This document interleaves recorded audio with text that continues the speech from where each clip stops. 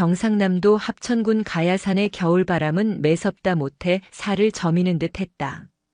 하늘을 찌르듯 솟은 산새는 며칠째 내린 폭설로 인해 거대한 백색의 짐승처럼 웅크리고 있었다. 세상의 모든 소란을 집어삼킬 듯 고요하게 내려앉은 눈 위로 처마 끝에 매달린 풍경 소리만이 댕그렁거리며 정막을 깨웠다. 해인사 일주문을 지나 가파른 언덕을 오르면 닿는 승가대학 뒤편, 사람들의 발길이 잘 닿지 않는 외진 곳에 작은 암자가 하나 있었다. 전쟁이 휩쓸고 지나간 자리에 남겨진 상처가 아직 아물지 않아 사람들 모두가 배를 골턴 시절이었다.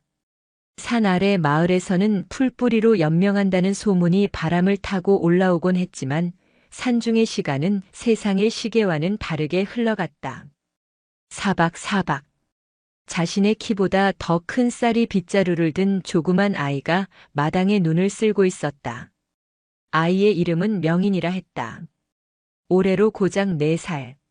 잿빛 승복은 아이의 작은 몸에 비해 턱없이 커서 소매를 몇 번이나 걷어 올렸음에도 자꾸만 흘러내렸다. 까까머리 위로는 하얀 입김이 모락모락 피어올랐고 추위에 붉게 튼 두 볼은 잘 익은 홍시 같았다. 어휴, 눈이 또 오네. 하늘에 구멍이라도 났나 봅니다. 명희는 짐짓 어른스러운 말투로 혼잣말을 중얼거렸다. 고사리 같은 손으로 빗자루를 꽉 쥐고 힘껏 밀어보았지만 밤새 쌓인 눈은 어린아이의 힘으로는 좀처럼 길을 내주지 않았다. 그래도 명희는 포기하지 않았다. 큰 스님이 계신 방 앞까지는 반드시 길을 내야 했다. 그것이 오늘 아침 명인이 스스로 정한 수행이었다. 명인에게는 남들에게 말 못할 비밀이 하나 있었다. 태어날 때부터 절간 앞에 버려져 부모의 얼굴조차 모르는 이 아이는 세상의 풍경을 남들과 조금 다르게 보았다. 처음 그 사실을 알게 된 것은 지난 가을 공양간 보살님이 뜨거운 솥뚜껑에 손을 대었을 때였다. 보살님이 비명을 지르며 주저앉았을 때 명인의 눈에는 보살님의 손등에서 피어오르는 검붉은 연기가 보였다. 마치 젖은 장작이 탈 때 나는 매캐한 연기처럼 그 검은 기운은 보살님의 팔을 타고 스물스물 기어올랐다. 명인이 놀라서 그 연기를 손으로 쳐내려 했을 때 보살님은 그저 아이가 장난을 치는 줄로만 알았다. 아픔은 검은색이구나. 어린 명인은 그렇게 이해했다.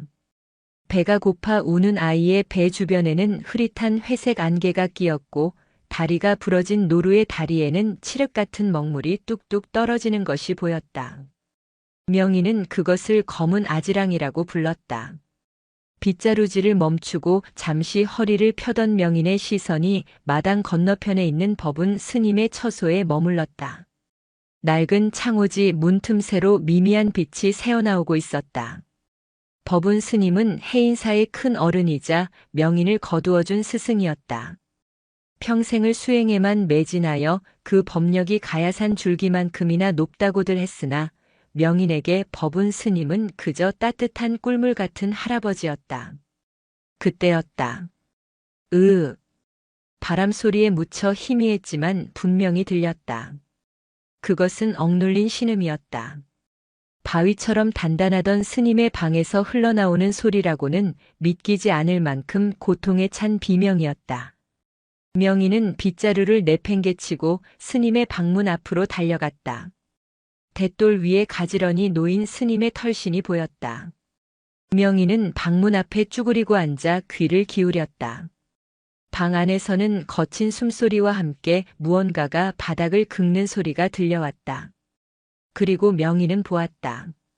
문틈 사이로 새어나오는 것은 따뜻한 온기가 아니었다. 끈적하고 짙은 마치 타르처럼 시커먼 검은 아지랑이가 문지방을 넘어 마루로 흘러나오고 있었다. 그 기운은 명인이 지금까지 보았던 어떤 아픔보다도 짙고 깊었다. 보기만 해도 숨이 턱 막히고 가슴이 답답해지는 지독한 고통의 형상이었다. 스님, 큰 스님. 명인은 다급하게 소리쳤다. 검은 아지랑이가 스님의 방을 집어삼킬 것만 같아 무서웠다. 당장이라도 문을 열고 들어가 스님을 휘감고 있는 저 나쁜 기운을 쫓아내야 할 것 같았다. 방 안의 인기척이 뚝 끊겼다. 잠시 후 드르륵 하는 소리와 함께 방문이 열렸다. 명희는 잔뜩 겁에 질린 표정으로 고개를 들었다.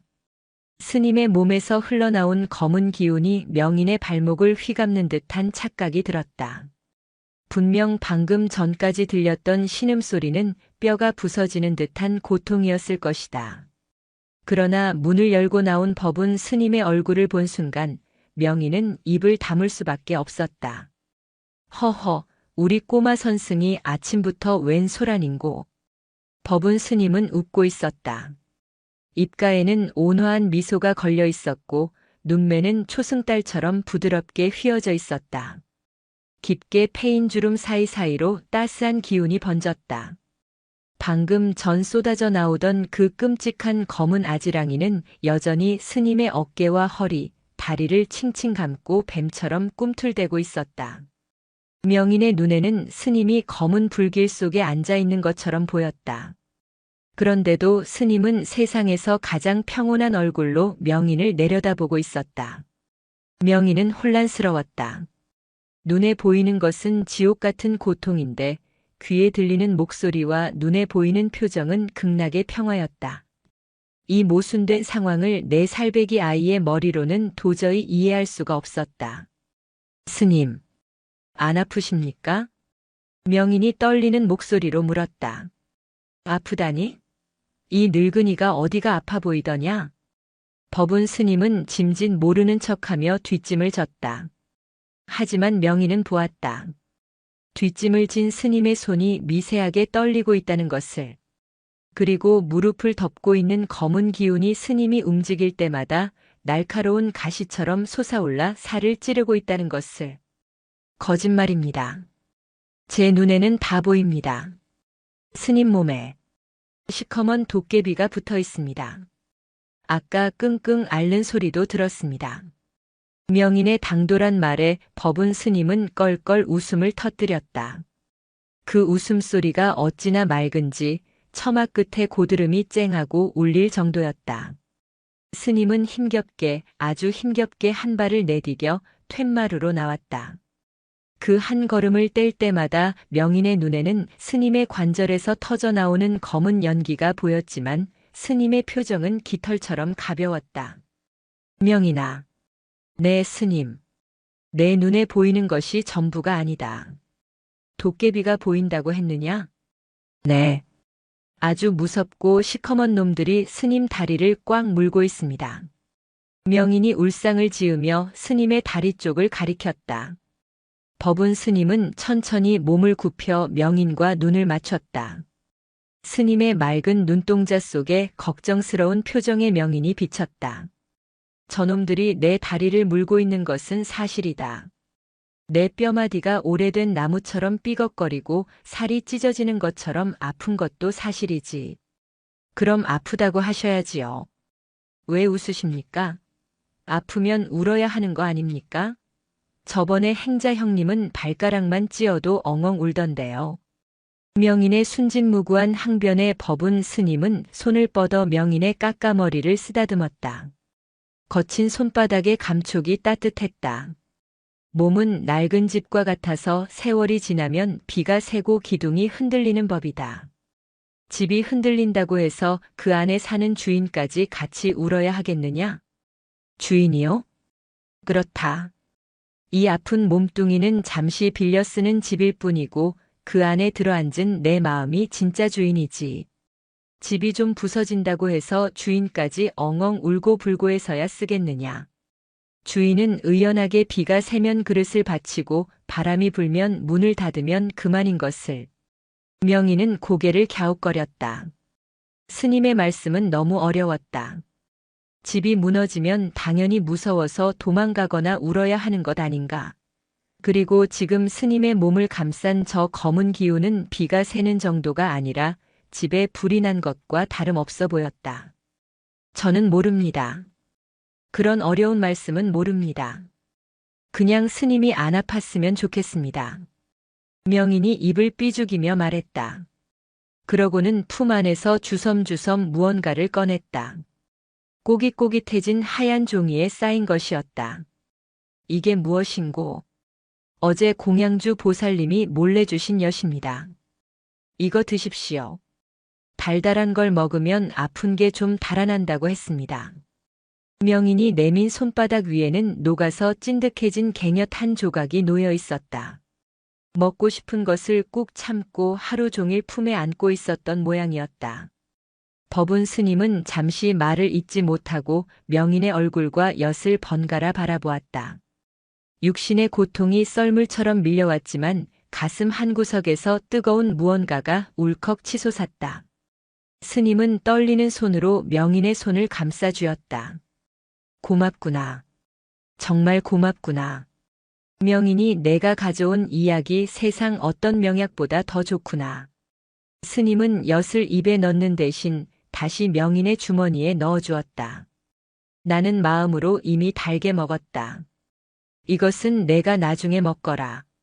나는 내 마음만 받아도 배가 부르고 아픈 것이 싹 달아나는구나. 정말입니까? 거짓말 아니지요? 거짓말이라니. 승려가 어찌 거짓을 고하겠느냐. 자, 보거라. 아까 보이던 도깨비들이 좀 도망가지 않았느냐? 스님이 장난스럽게 물었다. 명인은 눈을 비비고 다시 스님의 몸을 살펴보았다. 신기하게도 칠흑같이 어둡던 검은 아지랑이가 조금 옅어진 것 같기도 했다. 아니, 여전히 검은 기운은 스님을 옥죄고 있었지만 스님의 가슴 한복판에서 은은하게 퍼져나오는 황금빛 빗무리가 그 검은 기운을 밀어내고 있는 것처럼 보였다. 저게 뭐지? 명인은 처음 보는 그 따뜻한 빛에 눈을 떼지 못했다. 그것은 아픔의 색깔이 아니었다. 기쁨의 색깔도 슬픔의 색깔도 아니었다. 마치 대웅전의 부처님 상에서 보았던 혹은 촛불의 심지 가장 깊은 곳에서나 볼 수 있는 고요하고 성스러운 빛이었다. 스님 가슴속에 해가 들어 있습니다. 명인이 중얼거렸다. 허허해라니. 아침을 안 먹어서 헛것이 보이는 게로구나. 어서 공양간에 가보거라. 오늘은 맛있는 실의 기죽을 쑤었다고 하더구나. 법운 스님은 명인의 등을 가볍게 떠밀었다. 명인은 몇 번이나 뒤를 돌아보며 걸음을 옮겼다. 빗자루를 질질 끌며 멀어지는 아이의 뒷모습을 보며 법운 스님은 그제야 참고 있던 신음을 입 안으로 삼켰다. 스님은 기둥을 잡고 휘청거렸다. 뼈마디가 비틀리는 고통은 잠시도 쉬지 않고 그를 괴롭혔다. 류마티스 관절염이 골수까지 파고든 지 오래였다. 의원들은 더 이상 손을 쓸 수 없다고 고개를 저었고 혀를 차며 돌아갔었다. 밤이면 살을 애는 통증에 잠을 이룰 수 없었다. 하지만 스님은 다시금 입꼬리를 올려 미소 지었다. 억지로 지은 미소가 아니었다. 육신은 지옥불에 타고 있을지언정 방금 전명인과 나누었던 대화, 그 아이의 순수한 자비심을 떠올리니 마음은 봄날의 꽃밭을 거니는 듯 평화로웠기 때문이었다. 몸은 묶여 있어도 마음은 걸림이 없으니 이것이 수행이 아니고 무엇이겠는가. 법운 스님은 눈 덮인 가야산 정상을 바라보았다. 산은 말이 없었고 눈발은 다시 굵어지고 있었다. 오늘 밤 큰 눈이 올 것 같았다. 스님은 직감적으로 자신의 시간이 얼마 남지 않았음을 느꼈다. 육신의 집이 무너질 때가 다가오고 있었다. 하지만 걱정은 없었다. 다만 저 어린 명인에게 마지막으로 전해주어야 할 것이 남아있다는 생각에 스님은 아픈 다리를 두드리며 다시 방 안으로 들어갔다. 밤사이 내린 눈은 가야산을 거대한 흰 곰처럼 만들어 놓았다. 산 아래 세상으로 이어지는 길은 이미 지워진 지 오래였다. 무릎까지 푹푹 빠지는 설원에서 해인산은 마치 구름 위에 뜬 섬처럼 고립되었다. 바람 소리마저 눈 속에 파묻혀 먹먹해진 새벽, 산사의 하루는 여느 때와 다름없이 도량석 목탁 소리로 시작되었다. 딱, 딱, 딱, 딱. 새벽 예불을 알리는 청한 소리가 눈 덮인 기와 지붕을 타고 흘러내렸다. 하지만 명희는 그 소리에 눈을 뜨지 못했다. 밤새 뒤척인 탓이었다. 꿈속에서도 법운 스님의 몸을 휘감고 있던 그 시커먼 아지랑이가 나타나 명인을 쫓아다녔다. 꿈속의 명인은 빗자루를 들고 그 검은 연기를 쫓아내려 했지만 연기는 잡힐 듯 잡히지 않고 스님의 몸을 더욱 옥죄기만 했다. 명인은 눈을 비비며 일어났다.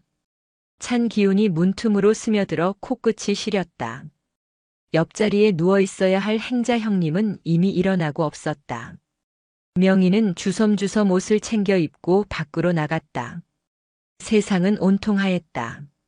눈이 너무 부셔 눈을 뜰 수가 없을 지경이었다. 명희는 털신을 구겨 신고 종종 걸음으로 법운 스님의 처소로 향했다. 어제 보았던 그 무시무시한 도깨비들이 밤새 스님을 괴롭히지는 않았는지 확인해야 했다. 스님의 방 앞에는 이미 누군가 눈을 쓸어놓은 흔적이 있었다. 아마도 부지런한 공양주 보살님이거나 행자 형님일 것이다. 명희는 문에 귀를 대보았다. 아무 소리도 들리지 않았다. 신음소리도 기침소리도 없었다. 너무 조용해서 더 겁이 덜컥 났다. 큰 스님? 명인이 조그맣게 불렀다. 대답이 없었다. 명희는 조심스럽게 문고리를 잡고 당겼다. 오래된 경첩이 비명을 질렀다. 방 안은 어두웠다. 새벽의 푸스름한 빛만이 문틈으로 들어와 방 안의 풍경을 비췄다. 법운 스님은 벽을 보고 돌아 누워 있었다. 덮고 있는 얇은 이불이 규칙적으로 오르내리는 것으로 보아 주무시는 것 같았다. 명희는 안도의 한숨을 내쉬며 문지방을 넘으려 했다. 그때였다. 명인의 눈이 커다랗게 떠졌다. 어제보다 더 짙고 더 끈적거리는 검은 기운이 이불 위를 기어다니고 있었다. 마치 살아서 꿈틀거리는 뱀떼 같았다. 그 검은 형상들은 스님의 허리와 다리, 어깨를 집중적으로 공격하고 있었다. 이불 밖으로 삐져나온 스님의 손은 앙상한 나뭇가지처럼 말라 있었는데 그 손가락 마디마디에도 검은 점들이 박혀 있었다. 저 나쁜 놈들. 명희는 화가 났다. 스님은 저렇게 곤히 주무시는데 저 나쁜 기운들이 몰래 스님을 괴롭히고 있는 것이 분명했다. 명희는 살금살금 방 안으로 들어갔다. 그리고 아랫목에 놓인 화로를 보았다. 불씨가 거의 꺼져가고 있어 방 안은 냉골이나 다름없었다. 추워서 그런 거야. 추우니까 도깨비들이 신이 나서 달라붙는 거야. 명희는 그렇게 생각했다. 겨울에 날씨가 추워지면 동네 할머니들도 아이고 무릎이야 하며 앓는 소리를 하던 것이 기억났다. 따뜻하게 해주면 도깨비들이 도망갈 것이라 믿었다. 명희는 다시 밖으로 나갔다. 부엌 공양간으로 달려가 아궁이 앞에 쭈그리고 앉았다. 아침 공양 준비를 위해 불을 지펴놓아 아궁이 속은 활활 타오르고 있었다. 명희는 부직갱이를 들고 숯을 뒤적거렸다. 그리고 주변에 굴러다니는 적당한 크기의 돌멩이 2개를 찾아 아궁이 깊숙한 곳에 밀어 넣었다. 명희나 거기서 뭐하니? 얼굴 다 익겠다. 공양주 보살님이 국자를 들고 들어오며 물었다. 아무것도 아닙니다. 그냥 불 구경합니다. 명희는 시치미를 뚝 떼며 등 뒤로 손을 감췄다. 보살님은 피식 웃으며 물을 썰러 밖으로 나갔다. 명희는 보살님이 사라지자마자 아궁이 속에서 달궈진 돌멩이를 꺼냈다. 물론 맨손으로 잡을 수는 없었다. 헌 수건을 찾아 돌을 칭칭 감쌌다. 뜨거운 열기가 수건을 뚫고 나왔지만 명희는 꾹 참았다. 이걸 스님 이불 속에 넣어드리면 도깨비들이 뜨거워서 다 도망가겠지. 명희는 뜨거운 돌멩이를 품에 안고 다시 스님의 방으로 달렸다. 눈길에 미끄러질 뻔했지만 용케 중심을 잡았다. 방으로 들어온 명희는 조심스럽게 스님의 이불을 들쳤다. 그리고 검은 기운이 가장 많이 뭉쳐있는 스님의 무릎 쪽에 뜨거운 돌을 밀어 넣으려 했다. 그때 스님이 몸을 뒤척였다. 명희는 깜짝 놀라 그대로 멈췄다. 스님이 천천히 눈을 떴다. 퀭한 눈이었지만 눈동자만은 형형하게 빛났다. 명인이냐? 목소리가 갈라져 나왔다.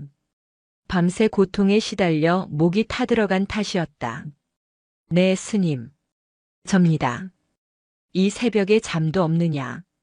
손에 들고 있는 것은 무엇이냐? 스님의 시선이 명인의 손에 들린 뭉치에 머물렀다. 수건 사이로 김이 모락모락 나고 있었다. 돌입니다. 뜨거운 돌. 돌? 그것을 왜? 스님 다리에 붙은 시커먼 놈들을 쫓아내려고요. 뜨거운 걸 대면 도망갈 것 같아서. 명인이 기어들어가는 목소리로 대답했다. 법운 스님은 잠시 멍하니 명인을 바라보았다. 그러더니 끙하고 몸을 일으켜 앉았다. 앉는 것조차 힘겨워 보였다. 스님의 몸을 감싼 검은 아지랑이가 우웅하고 진동하는 것이 명인의 눈에 보였다. 스님은 이마에 식은땀을 흘리면서도 입가에는 다시 그 특유의 장난기 어린 미소를 띄었다. 허허, 녀석 참. 내 다리를 삶을 작정이냐? 뜨거운 돌을 그냥 대면 화상을 입는다. 이리 다오. 스님은 명인에게서 돌뭉치를 받아들었다. 그리고 그것을 자신의 무릎이 아니라 썰렁한 윗목에 놓았다. 거기다 두면 소용없습니다. 아픈 데다 대야 도깨비가 죽지요. 명인이 발을 동동 구르며 외쳤다. 명인아. 불은 너무 가까이 하면 되고 너무 멀리 하면 춥다. 적당한 거리를 두어야 온기를 나누는 법이다. 고통도 마찬가지란다. 또 그 어려운 말씀. 명인은 입을 삐죽였다. 스님은 손짓하여 명인을 가까이 불렀다. 명인이 다가가자 스님은 명인의 차가운 두 손을 잡아 자신의 겨드랑이 사이에 넣었다. 아이고 차가워라. 손이 꽁꽁 얼었구나. 스님 몸이 더 찹니다. 얼음장 같습니다. 명인의 말대로 스님의 몸은 차가웠다. 하지만 겨드랑이 깊은 곳에서는 미약하나마 심장의 온기가 느껴졌다. 명인은 스님의 품에 안겨 가만히 그 검은 아지랑이들을 노려보았다. 신기하게도 스님이 명인을 안아주자 그 사납던 검은 기운들이 조금 잠잠해지는 듯 했다. 명인아, 내 눈에는 내 아픔이 색깔로 보인다고 했지? 네. 먹물 같습니다. 끈적거리고 더럽습니다. 그렇구나.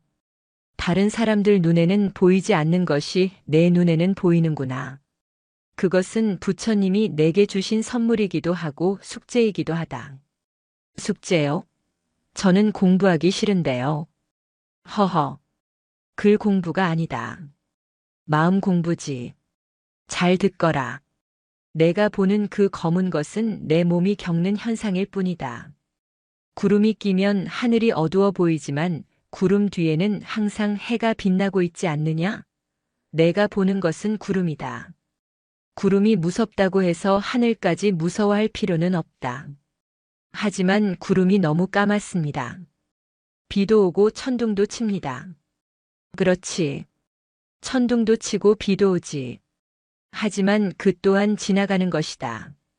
영원히 비가 오는 하늘은 없다. 나 역시 지금은 천둥 번개를 맞고 있지만 내 마음속 깊은 곳은 구름 한 점 없이 맑다. 내가 그것을 볼 줄 알아야 한다. 명인은 스님의 가슴을 빤히 쳐다보았다. 여전히 검은 기운이 가득했지만 자세히 보니 그 안쪽 깊숙한 곳에서 아주 작지만 단단한 황금빛 구슬 같은 것이 빛나고 있었다. 그것은 흔들리지 않았다. 거친 파도 속의 등대처럼 검은 아지랑이가 아무리 날뛰어도 그 빛은 고요하게 제자리를 지키고 있었다. 저기, 반짝이는 게 보입니다. 오, 보이느냐? 네. 콩알만 한데. 아주 밝습니다.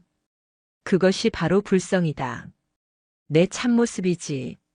겉껍질이 썩어 문드러져도 그 씨앗은 상하지 않는 법이다. 그때 밖에서 공양주 보살님이 아침 공양을 알리는 목탁을 쳤다. 자, 가서 밥 먹자. 내가 가져온 돌 덕분에 방이 훈훈해졌구나. 스님은 거짓말을 했다. 방은 여전히 추웠다. 하지만 스님은 명인의 마음이 고마워 일부러 과장되게 몸을 풀었다. 스님이 자리에서 일어나려 할 때였다. 스님이 짧은 비명을 지르며 다시 주저앉았다. 다리에 힘이 들어가지 않는 모양이었다.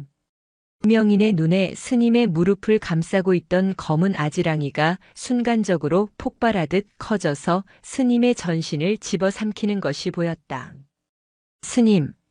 명인이 비명을 지르며 스님을 붙잡았다. 스님의 얼굴이 백지장처럼 하얗게 질렸다. 이마에서는 식은땀이 비오듯 쏟아졌다. 숨을 헐떡이는 스님의 입술이 파르르 떨렸다. 명인은 너무 무서워서 울음을 터뜨렸다. 엉엉, 스님 죽지 마세요. 도깨비들아 저리 가. 저리 가란 말이야. 명인은 허공에 대고 주먹질을 해댔다. 보이지 않는 적과의 싸움이었다. 법운 스님은 거친 숨을 몰아쉬며 명인의 손을 잡았다. 손아귀 힘이 엄청났다. 고통을 참느라 들어간 힘이었다. 명인아, 울지 마라. 스님은 힘겹게 미소를 지어 보이려 애썼다. 나는 괜찮다. 하지만 명인의 눈에는 전혀 괜찮아 보이지 않았다. 스님의 몸은 이제 형체조차 알아볼 수 없을 정도로 짙은 검은색에 휩싸여 있었다.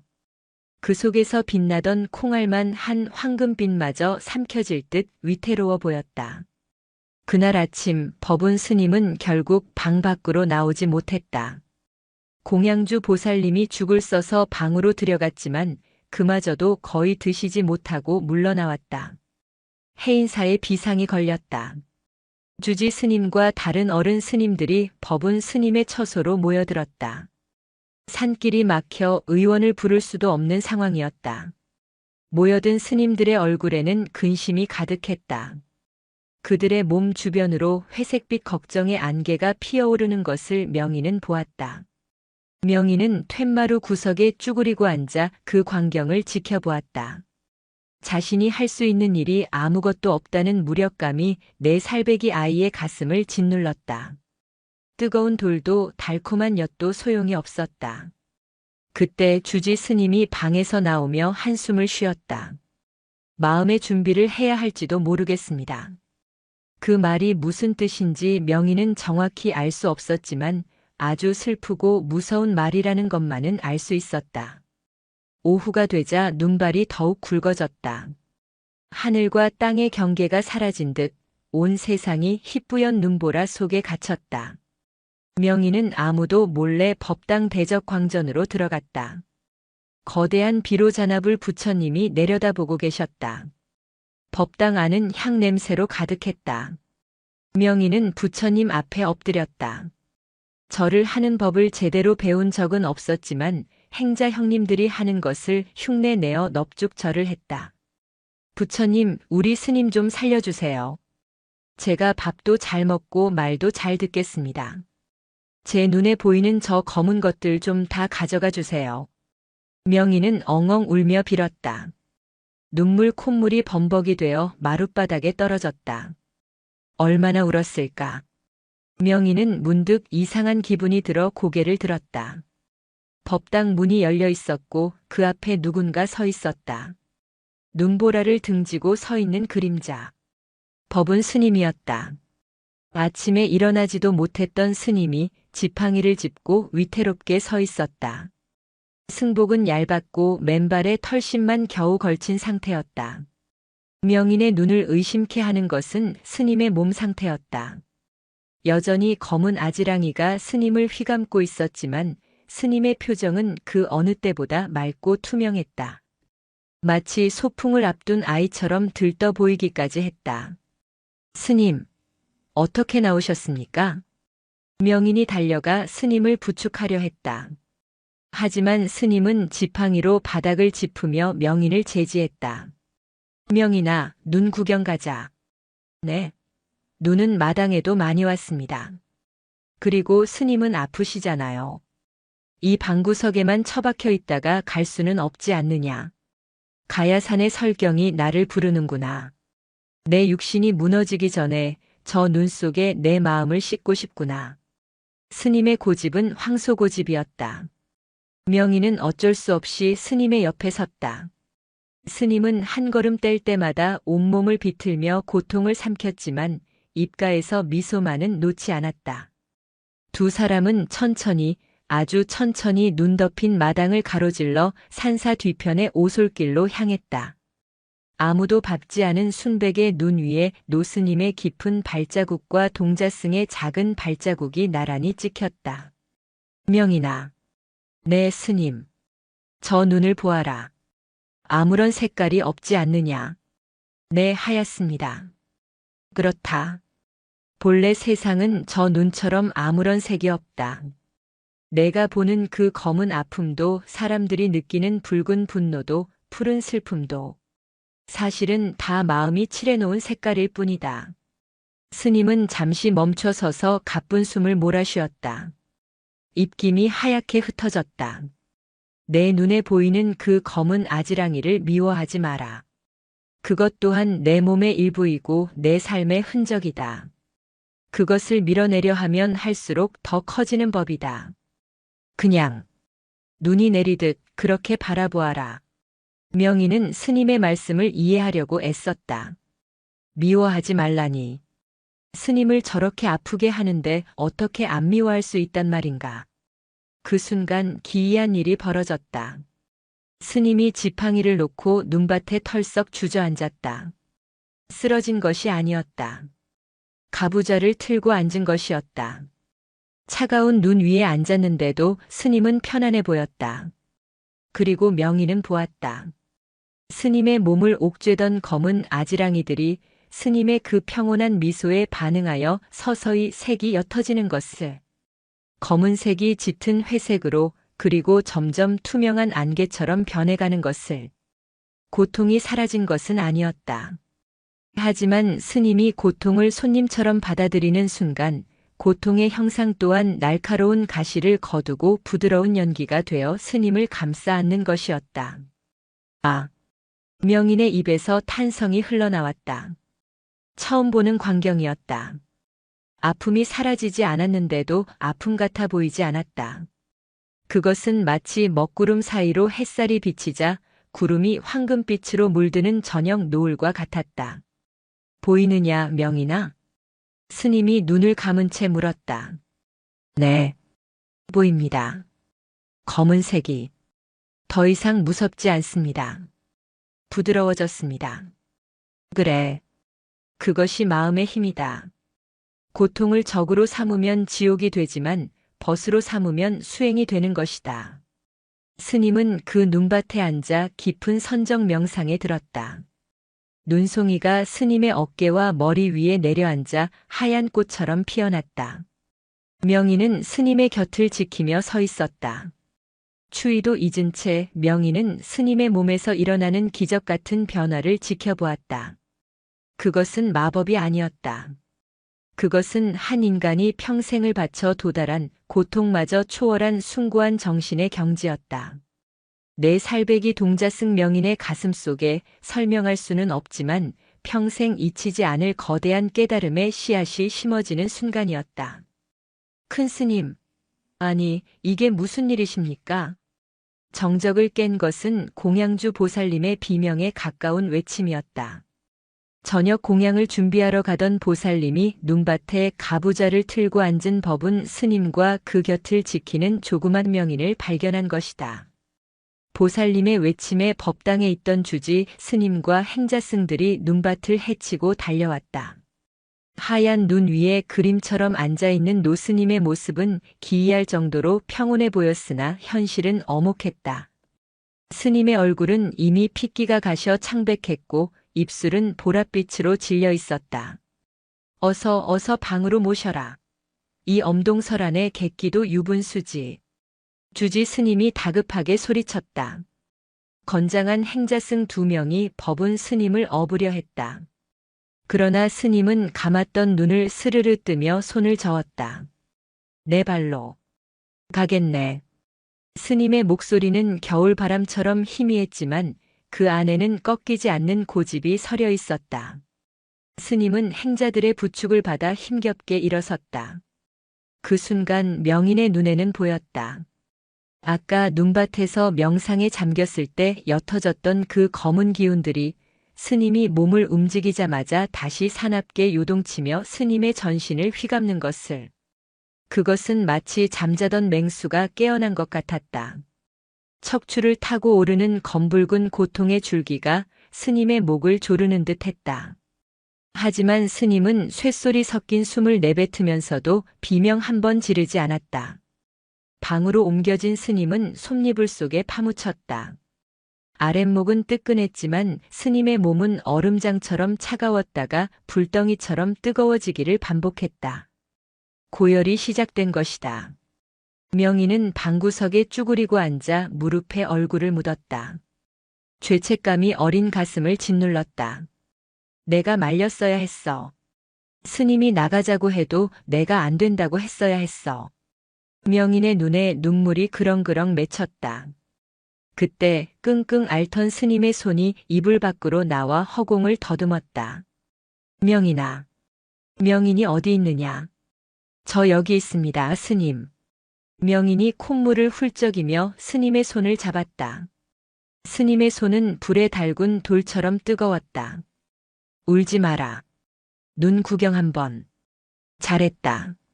스님은 힘겹게 눈을 뜨고 명인을 바라보았다. 열병으로 인해 눈동자가 풀려 있었지만 그 시선만은 여전히 따뜻했다. 스님, 제가 잘못했습니다. 나가면 안 되는 거였습니다. 아니다. 내 육신이 낡아. 자연으로 돌아갈 준비를 하는 것뿐이다.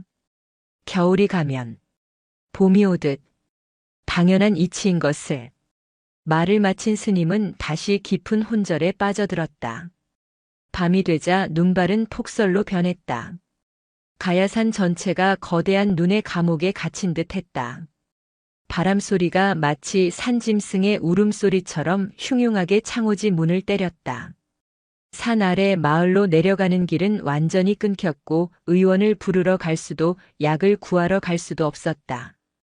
해인산은 세상과 단절된 고독한 섬이 되었다. 주지 스님과 다른 스님들은 밤새 번갈아가며 법운 스님의 방을 지켰다. 물수건으로 스님의 몸을 닦아내고 탕약을 달여 억지로 입에 흘려넣었다. 하지만 스님의 목구멍은 굳게 닫혀 약을 삼키지 못하고 대부분 흘러내렸다. 명희는 쫓겨나지 않으려 필사적으로 버텼다. 어른 스님들이 너는 가서 자거라라고 해도 고개를 세차게 저으며 문지방을 붙잡고 버텼다. 결국 주지 스님도 명인의 고집에 두 손을 들고 방 한 구석을 내주었다. 새벽 2시가 넘었을 무렵 간호하던 행자승이 깜빡 조는 사이였다. 명인은 잠들지 않고 있었다. 아니, 잠들 수가 없었다.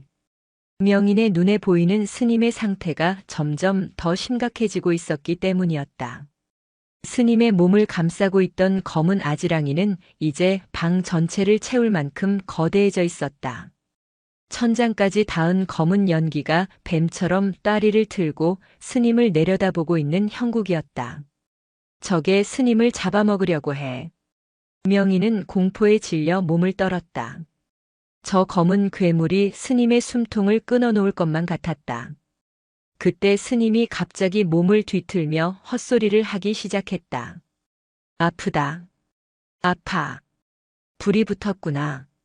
내 다리가 탄다.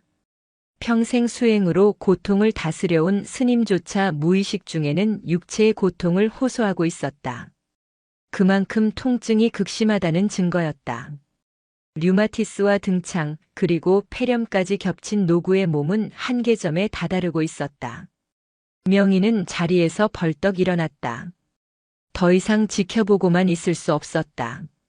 어른들은 물수건을 올려주거나 기도를 하는 것밖에 하지 못한다. 하지만 명희는 볼 수 있었다. 저 검은 덩어리가 어디에 붙어 있는지, 어디를 공격하고 있는지 똑똑히 보였다. 보이니까 잡을 수도 있을 거야. 명희는 주먹을 꽉 쥐었다. 어린하지만 결연한 의지가 눈동자에 서렸다. 명희는 잠든 행자승을 피해 살금살금 스님의 머리맡으로 다가갔다. 검은 아지랑이가 명인을 위협하듯 넘실거렸지만 명인은 입술을 깨물고 손을 뻗었다. 나쁜 놈들아. 우리 스님 괴롭히지 마. 저리 가. 명인은 허공을 휘저으며 검은 연기를 쫓아내려 했다. 하지만 연기는 명인의 손을 통과해 다시 스님의 몸으로 스며들었다. 물리적인 손짓으로는 잡을 수 없는 존재였다. 명인은 절망했다. 빗자루로 쓸 수도 없고 손으로 잡을 수도 없었다. 그렇다면 방법은 하나뿐이었다. 빨아들이자. 어디서 그런 생각이 들었는지 몰랐다. 어쩌면 전생의 기억일 수도 혹은 동자승 특유의 직관일 수도 있었다. 명희는 자신의 몸을 도구로 쓰기로 결심했다. 스님의 고통을 자신의 몸으로 옮겨오면 스님은 편안해질 것이라 믿었다. 명희는 스님의 가슴 위에 조심스럽게 자신의 양손을 올렸다. 검은 기운이 가장 맹렬하게 끓어오르는 곳, 심장 부근이었다. 부처님 도와주세요. 제가 가져가게 해주세요. 저는 젊으니까 아파도 금방 낫잖아요. 스님은 늙어서 안 돼요. 명희는 속으로 간절히 빌며 눈을 감았다. 그리고 온 정신을 집중해 손바닥으로 기운을 빨아들였다. 이리 와. 나한테 와. 그 순간이었다. 찌릿. 마치 벼락을 맞은 듯한 충격이 명인의 손바닥을 타고 온몸으로 퍼져나갔다. 으악! 명인은 비명을 지르며 뒤로 나자빠졌다. 명인의 비명에 졸고 있던 행자승이 화들짝 놀라 깼다. 무슨 일이냐? 명인아, 왜 그러느냐? 행자승이 눈을 비비며 물었지만 명인은 대답할 수 없었다. 방바닥에 넘어진 명인의 몸이 사시나무 떨듯 떨리고 있었다. 명인은 생전 처음 느껴보는 끔찍한 감각에 압도당했다. 스님의 몸에서 흘러나온 검은 기운의 아주 작은 조각, 손톱만큼도 안 되는 그 찌꺼기가 명인의 몸으로 들어온 것이었다. 하지만 그 작은 조각조차 4살 아이가 감당하기에는 너무나 거대하고 파괴적이었다. 손목이 끊어지는 듯한 통증, 가슴을 짓누르는 답답함, 그리고 무엇보다 무서운 것은 마음속 깊은 곳에서 솟구치는 알 수 없는 슬픔과 공포였다. 그것은 단순히 육체의 아픔이 아니었다. 병든 노인이 겪는 죽음에 대한 본능적인 공포, 쇠락해가는 육체에 대한 서글픔, 그 모든 것이 뒤섞인 검은 독이었다. 헉, 아파요. 너무 아파요. 명희는 자신의 가슴을 움켜쥐고 굴렀다. 눈앞이 캄캄해지고 숨이 쉬어지지 않았다.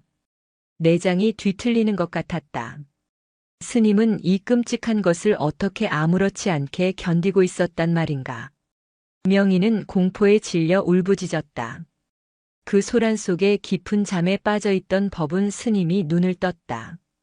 흐릿한 시야 속에 고통스러워하는 명인의 모습이 들어왔다. 스님은 본능적으로 상황을 파악했다. 영적으로 예민한 이 아이가 자신의 업카머을 대신 짊어지려 했다는 것을. 법운 스님은 초인적인 힘을 발휘해 몸을 일으켰다. 그리고 굴러다니는 명인을 낚아채 품에 안았다. 명인아, 정신 차려라. 스님의 목소리는 천둥처럼 컸다. 방금 전까지 사경을 헤매던 노인이라고는 믿기지 않는 기백이었다. 스님은 명인의 등을 강하게 내리치며 소리쳤다. 뱉어라. 내 것이 아니다. 뱉어내거라. 스님은 명인의 정수리에 손바닥을 대고 기를 불어넣었다. 스님의 손바닥에서 따뜻하고 맑은 기운이 명인의 머리를 타고 내려갔다. 후흡. 컥. 명인은 기침을 토해냈다. 입에서 검은 연기가 뿜어져 나오는 듯한 착각이 들었다. 명인의 몸을 휘감았던 차가운 기운이 스님의 따뜻한 손길에 의해 서서히 녹아내렸다. 통증이 썰물처럼 빠져나가자 명인은 탈진하여 스님의 품에 축 늘어졌다. 스님. 이 녀석.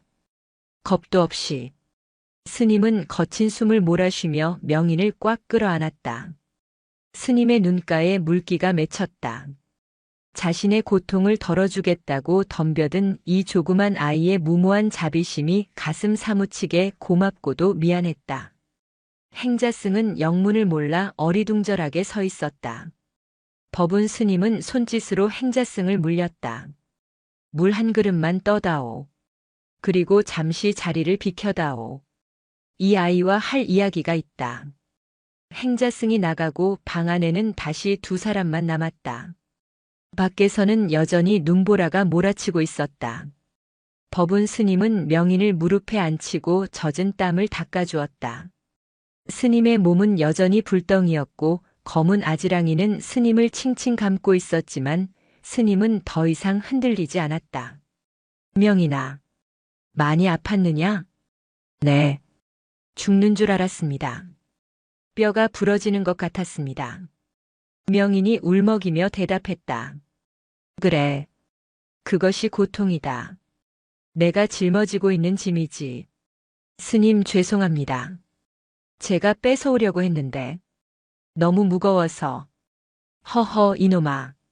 남의 짐을 함부로 뺏는 것은 도둑질이다.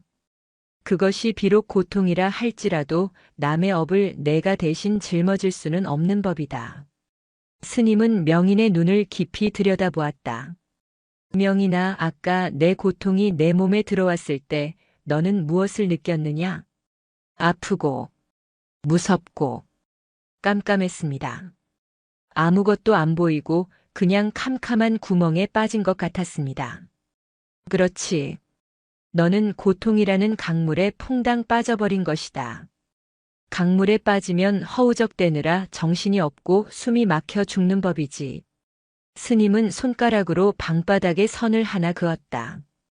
이것이 고통의 강이다. 육체를 가진 이상 우리는 누구나 이 강을 건너야 한다. 늙음도 강이고 병듦도 강이고 죽음도 강이다. 피할 수는 없다. 그럼 다 빠져 죽습니까? 아니지. 배를 타면 되지 않느냐. 배요? 그렇다.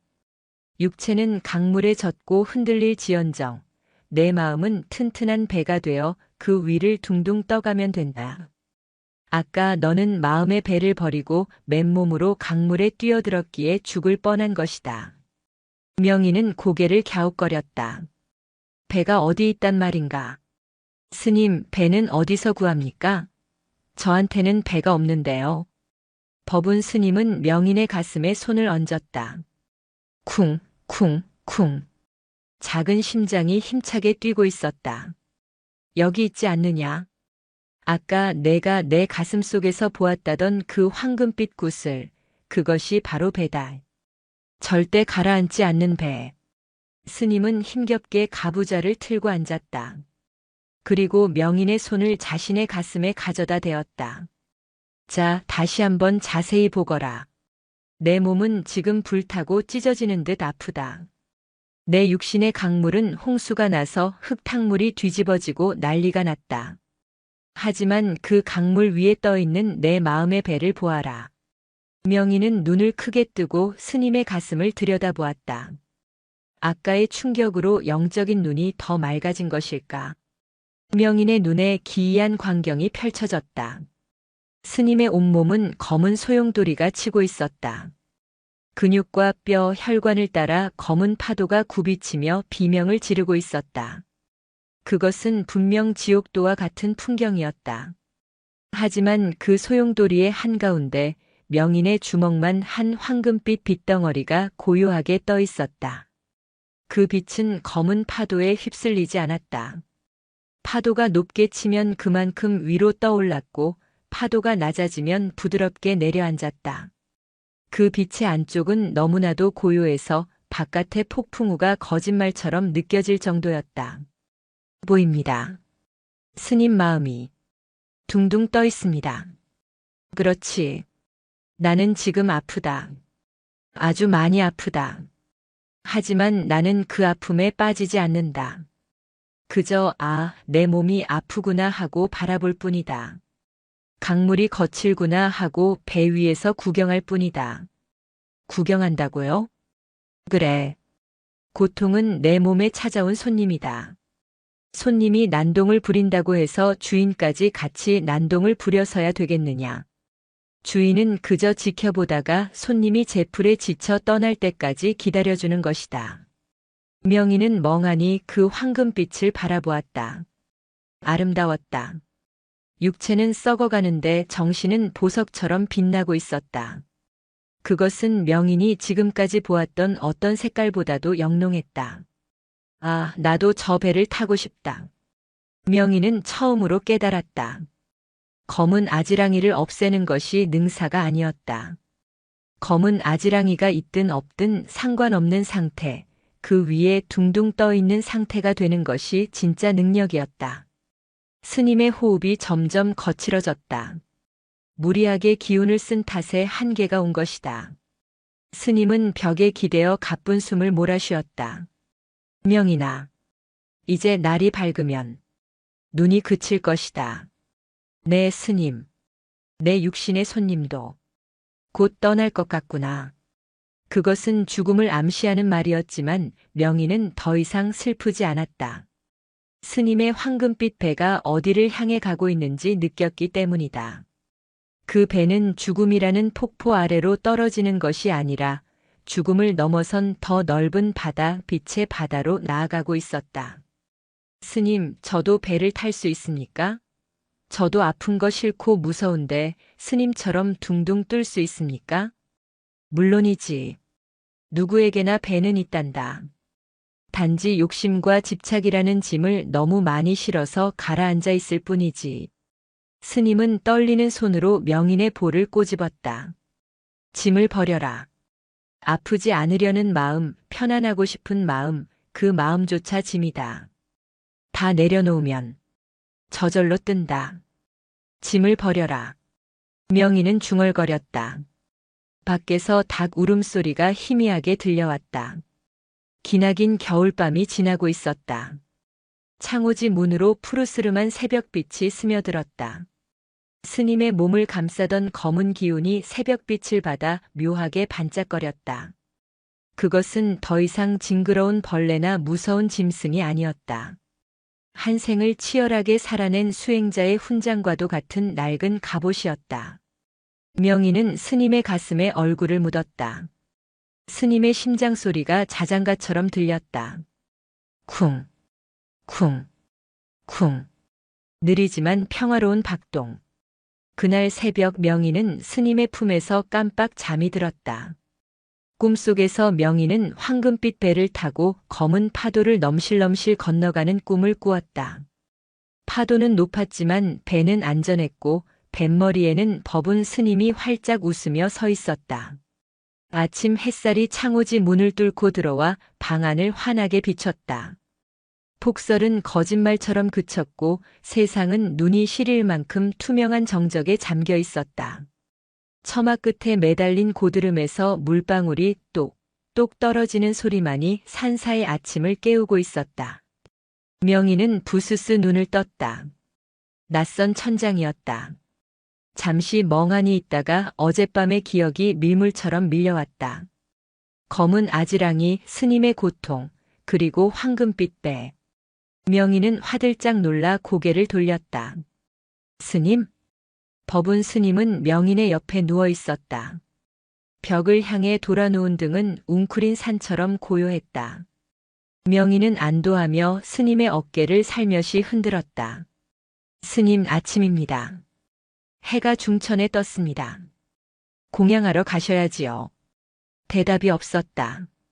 평소라면 벌써 그리 되었느냐 하며 기지개를 켜셨을 텐데 스님은 미동조차 하지 않았다. 명인은 자리에서 일어나 앉아 스님의 얼굴 쪽으로 다가갔다. 그리고 멈칫했다. 이상했다. 어제까지만 해도 스님의 온몸을 칭칭 감고 있던 그 징그럽고 시커먼 아지랑이들이 보이지 않았다. 뱀처럼 꿈틀대던 고통의 형상들이 모조리 사라져 있었다. 대신 스님의 몸 주변에는 마치 새벽 안개처럼 희뿌연 기운만이 얇게 깔려 있을 뿐이었다. 도깨비들이 다 도망갔네. 명희는 기뻐서 박수를 칠 뻔했다. 드디어 스님의 병이 다 나은 모양이었다. 밤새 그 황금빛 배가 검은 파도를 다 잠재운 것이 틀림없었다. 스님, 스님, 일어나 보세요. 도깨비들이 다 없어졌습니다. 이제 하나도 안 아파 보입니다. 명희는 신이 나서 스님의 팔을 잡아당겼다.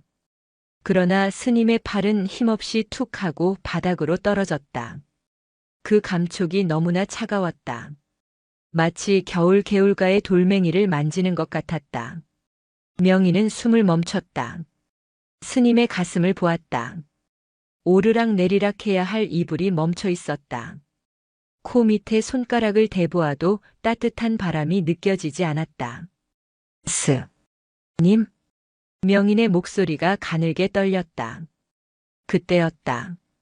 명인의 눈에 기이한 광경이 포착되었다. 스님의 정수리 부근에서 어제 보았던 그 황금빛 구슬이 천천히 떠오르고 있었다.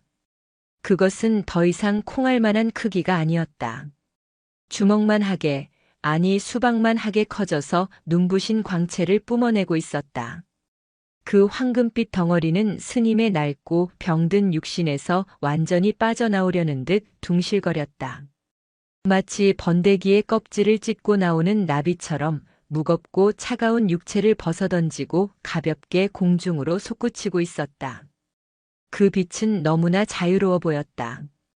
기쁨에 넘쳐 춤을 추는 것 같기도 했고 묵은 체증이 내려간 듯 시원해 보이기도 했다. 명희는 넋을 잃고 그 광경을 바라보았다. 슬픔보다는 경이로움이 앞섰다. 아, 배가 떠나는구나.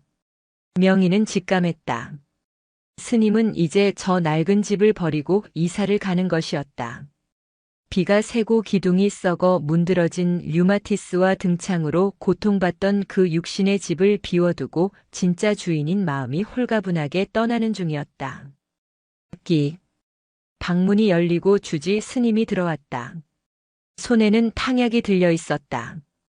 법운 스님, 밤새 안녕하셨습니까? 약 드실 시간이. 주지 스님의 말이 끝맺지 못하고 허공에 흩어졌다. 주지 스님은 들고 있던 약사발을 바닥에 떨어뜨렸다. 쨍그랑 하는 파열음과 함께 검은 탕약이 방바닥으로 퍼져나갔다. 스님, 큰 스님. 주지 스님이 달려와 법운 스님의 손목을 잡고 맥을 짚었다. 그리고는 털썩 주저앉았다. 주지 스님의 얼굴이 흑빛으로 변했다. 입적 하셨구나. 주지 스님의 목소리가 젖어들었다. 곧이어 굵은 눈물방울이 뚝뚝 떨어졌다. 주지 스님은 바닥에 이마를 대고 오열했다. 어른 스님, 어찌 이리 급하게 가십니까? 제게 한마디 말씀도 없이. 주지 스님의 통곡 소리에 밖에서 눈을 쓸던 행자승들과 다른 스님들이 우르르 몰려왔다. 좁은 방 안은 순식간에 울음바다가 되었다. 스님들은 법운 스님의 시신을 붙잡고 흔들거나 가슴을 치며 슬퍼했다. 명희는 구석으로 밀려났다. 어른들의 틈바구니에서 명희는 멍하니 그 광경을 지켜보았다. 명인의 눈에는 그들의 슬픔이 보였다. 스님들의 몸에서 짙은 회색과 푸른색의 안개가 피어오르고 있었다. 그것은 상실감과 비탄의 색깔이었다. 그 차가운 안개가 방 안을 가득 채우며 명인의 숨을 턱턱 막히게 했다. 왜 다들 울지? 명인은 이해할 수 없었다. 명인의 눈에는 법운 스님이 죽은 것처럼 보이지 않았다. 방 천장 부근을 맴돌던 황금빛 빛덩어리가 스님들을 내려다보며 빙그레 웃고 있는 것처럼 느껴졌기 때문이었다. 그 빛은 여전히 따뜻했고 여전히 생생하게 살아있었다. 단지 바닥에 누워있는 저 껍데기만 움직이지 않을 뿐이었다. 울지 마세요. 스님 안 죽었어요. 저기 위에 있어요.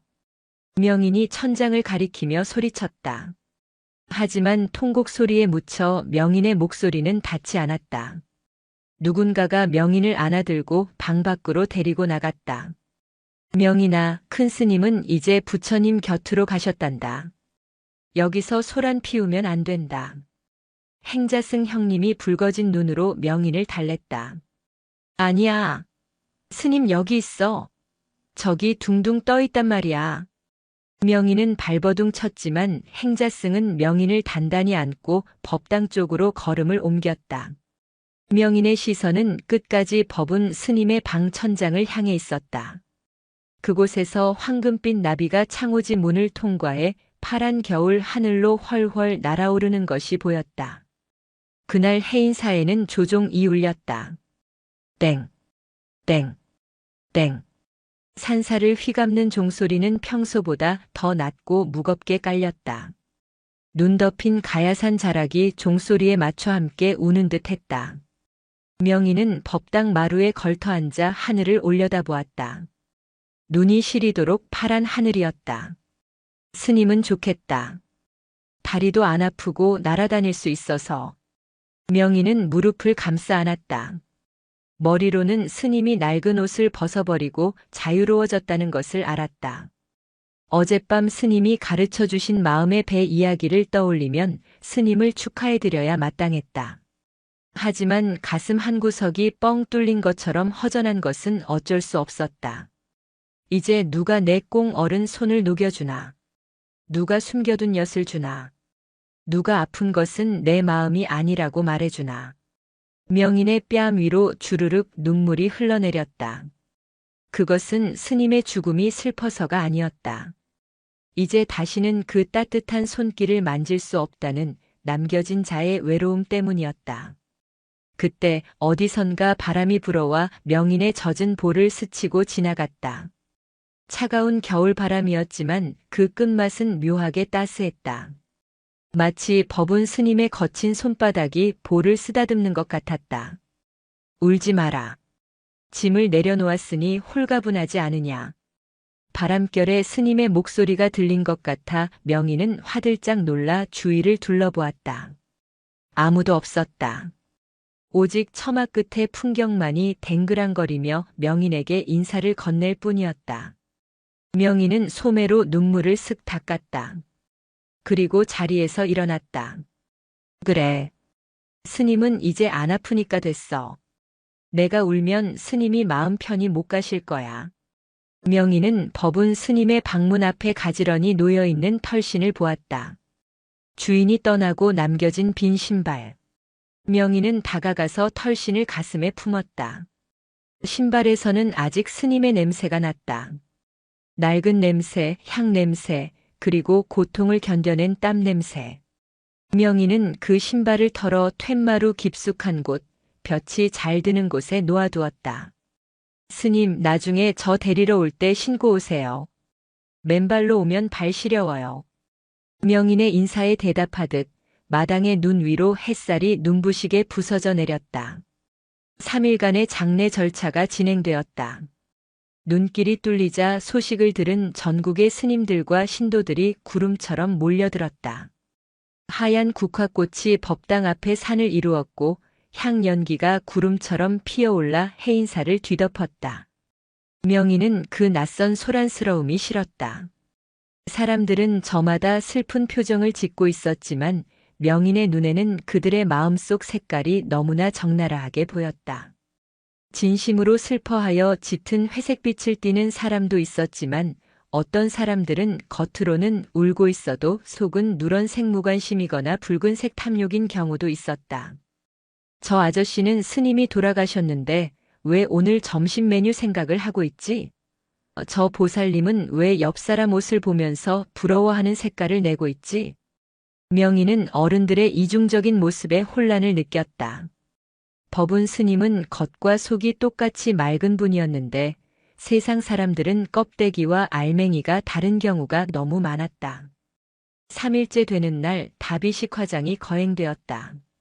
법운 스님의 육신을 태워 자연으로 돌려보내는 마지막 의식이었다. 상여가 나가는 길에는 만장죽은 이를 애도하는 글을 쓴 깃발이 펄럭였다. 나무아미타불을 염송하는 스님들의 독경 소리가 가야산 골짜기를 메웠다. 명인은 행자승의 손을 잡고 상여의 뒤를 따랐다. 다비장은 절에서 조금 떨어진 개울과 넓은 터에 마련되어 있었다. 장작이 높이 쌓여 있었고 그 위에 법운 스님의 관이 안치되었다. 불 들어갑니다. 거화불을 부침일 맡은 스님이 횃불을 들고 외쳤다. 스님, 불 들어갑니다. 어서 나오십시오. 뜨겁습니다. 모여있던 수백 명의 사람들이 일제히 복창했다. 스님, 어서 나오십시오. 불 들어갑니다. 그것은 육신에 대한 마지막 집착을 끊고 불 속에서 영혼이라도 빠져나오라는 산자들의 간절한 외침이었다. 화르륵. 마른 장작에 불이 붙자 순식간에 거대한 불기둥이 치솟았다. 매캐한 연기와 함께 뜨거운 열기가 확 끼쳐왔다. 사람들의 통곡 소리가 더욱 커졌다. 명희는 맨 앞줄에서 그 광경을 지켜보았다. 불길은 맹렬했다. 붉고 노란 부려가 관을 집어삼키고 하늘을 향해 춤을 추었다. 그런데 명인의 눈에는 그 불꽃이 무섭게 보이지 않았다.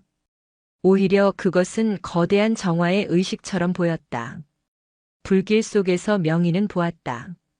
법운 스님의 육신을 구성하고 있던 마지막 찌꺼기들, 그동안 스님을 괴롭혔던 병마의 흔적들, 낡고 병든 세포들이 불꽃과 만나 산산이 부서지고 흩어지는 것을.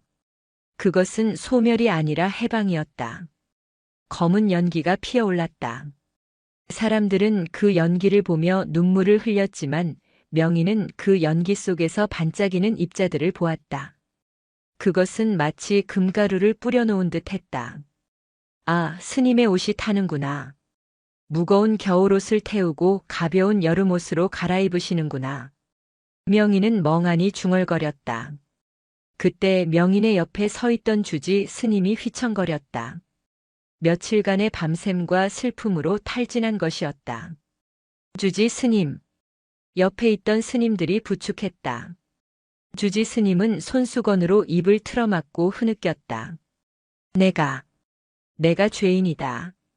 따뜻한 밥 한 끼 제대로 대접하지 못하고 그 차가운 방에서 주지 스님의 몸에서는 짙은 남색의 우울한 기운이 비처럼 쏟아져 내리고 있었다. 그 기운은 주지 스님을 춥고 축축하게 만들고 있었다. 명희는 법운 스님에게 배웠던 것이 생각났다. 고통은 손님이다. 마음이 주인이다. 명희는 슬그머니 주지 스님의 옷자락을 잡았다. 주지 스님. 주지 스님이 젖은 눈으로 내려다보았다. 울지 마세요. 큰 스님은 지금 아주 시원하시대요. 뭐? 시원하시다니?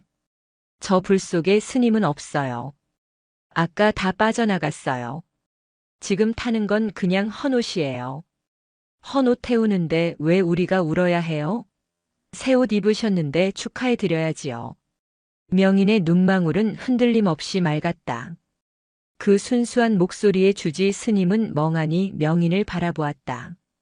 4살 아이의 말이라고는 믿기지 않는 묘하게 폐부를 찌르는 말이었다. 헌옷이라. 주지 스님은 불타오르는 다비장을 다시 바라보았다. 맹렬한 불길 속에서 육신은 한 줌의 재로 변해가고 있었다. 그렇다. 저것은 법운이 아니다. 법운이 입고 있던 껍데기일 뿐이다.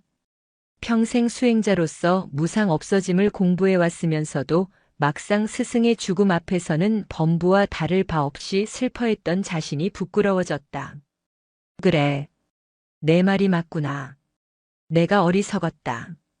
스님은 이미 강을 건너셨는데 나는 강가에 앉아 빈배를 붙잡고 울고 있었구나. 주지 스님은 눈물을 닦고 합장을 했다. 그리고 깊게 숨을 들이마셨다. 그러자 주지 스님의 몸을 감싸고 있던 축축한 남색 기운이 서서히 걷히고 본래의 차분한 연두색 기운이 돌아오기 시작했다. 명희는 그것을 보고 안심했다. 휴, 다행이다. 주지 스님 마음에도 해가 떴다. 다비식은 밤늦게까지 이어졌다. 불길이 사그라들고 하얀 재만 남을 때까지 스님들은 자리를 지키며 독경을 멈추지 않았다. 밤하늘에는 별이 총총히 박혀 있었다. 다비장의 열기가 식어가면서 주변의 공기는 다시 차가워졌지만 사람들의 마음속에는 뜨거운 무언가가 하나씩 자리 잡았다.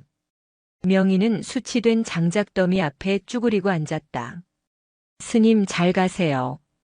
나중에 저도 헌옷 벗으면 스님 계신 곳으로 갈게요. 그때는 맛있는 엿 많이 사주세요.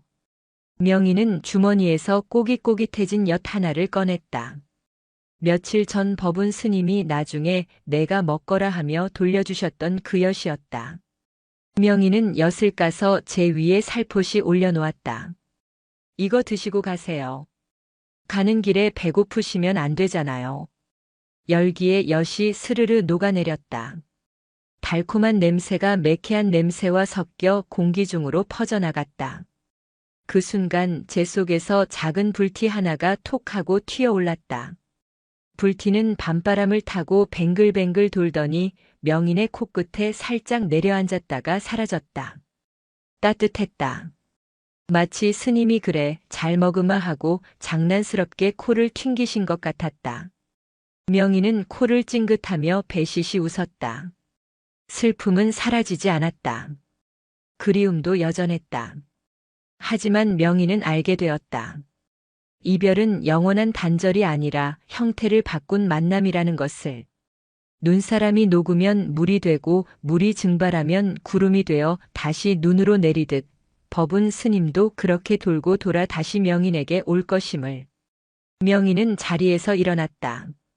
다리가 저렸다. 가자 명인아. 주지 스님이 손을 내밀었다. 명희는 그 크고 따뜻한 손을 잡았다. 법운 스님의 손과는 달랐지만 이 손 역시 따뜻했다. 네 스님. 명희는 뒤를 한번 돌아보고는 주지 스님을 따라 산을 내려갔다. 밤하늘의 별 하나가 유난히 반짝이며 그들의 뒤를 따라오고 있었다. 가야산의 겨울은 길고 혹독했지만 그만큼 봄은 더욱 찬란하게 찾아왔다. 얼어붙었던 계곡물이 풀리며 맑은 노랫소리를 내기 시작했고 무채색이었던 산등성이에는 진달래와 산수유가 앞다퉈 색을 입혔다. 법운 스님이 떠나신 지 어느덧 100일이 지났다. 명희는 이제 더 이상 스님의 빈방을 보며 울지 않았다. 대신 매일 아침 스님이 앉아 계시던 툇마루를 걸레로 깨끗이 닦는 것이 일과가 되었다. 비록 주인은 없지만 언젠가 스님이 바람이 되어 혹은 햇살이 되어 잠시 쉬어갈지도 모른다고 생각했기 때문이다. 명희나 걸레질이 아주 야무지구나. 마루에서 광이 난다. 지나가던 주지 스님이 흐뭇한 표정으로 칭찬했다. 스님 오시면 미끄러지라고 닦는 겁니다. 명인이 장난스럽게 대답하자 주지 스님은 껄껄 웃었다. 명인은 이제 의젓한 꼬마 스님이 되어 있었다. 법운 스님의 입적 이후 명인의 눈에 보이는 세상은 조금 더 복잡해졌다. 예전에는 단순히 아픔 검은색이나 기쁨 노란색 정도만 보였다면 이제는 사람들의 마음속에 얽혀있는 욕심의 끈이나 미움의 가시 같은 것들이 더욱 선명하게 보이기 시작했다. 어느 화창한 봄날 오후였다. 고즈넉하던 산사가 갑자기 소란스러워졌다. 일주문 쪽에서 검은색 고급 승용차 한 대가 흙먼지를 일으키며 올라온 것이다. 당시로서는 서울에서도 보기 드문 귀한 차였다. 차가 멈추고 운전기사가 뒷문을 열자 한 중년 여인이 내렸다. 여인은 머리부터 발끝까지 비단과 보석으로 치장하고 있었다. 쪽진 머리에 꽂은 비취 비녀가 햇빛을 받아 번쩍였고 입고 있는 한복은 눈이 부실 정도로 고운 색깔이었다. 그러나 명인의 눈에 비친 여인의 모습은 전혀 달랐다. 저게 뭐지? 명인은 빗자루를 든 채 멍하니 여인을 바라보았다. 여인의 몸 주변으로 시뻘건 불기둥 같은 기운이 솟구치고 있었다. 그것은 단순히 화가 난 정도가 아니었다. 마치 온몸에 뾰족한 가시를 잔뜩 두른 고슴도치 같기도 했고 끓는 기름솥 같기도 했다. 그 붉은 기운은 닿기만 해도 살이 데일 것처럼 뜨겁고 날카로웠다. 아니, 방이 이것뿐입니까? 내가 시주를 얼마나 많이 했는데 이런 누추한 방을 줘요. 여인의 날카로운 목소리가 경내를 쩌렁쩌렁 울렸다. 안내를 맡은 젊은 스님이 쩔쩔매며 고개를 숙였다. 보살님 죄송합니다. 지금 봄철이라 기도하러 오신 분들이 많아 남은 방이 별로 없습니다. 주지 스님 나오라고 하세요. 내가 서울에서 여기까지 흙먼지 뒤집어 쓰고 왔는데 대접이 이게 뭡니까? 여인은 손에 들고 있던 비단 부채를 쫙 펼치며 짜증을 부렸다. 그녀의 몸에서 뿜어져 나오는 붉은 가시들이 사방으로 튀며 주변 스님들을 찌르는 것 같았다. 스님들은 난처한 표정으로 뒤로 물러섰다.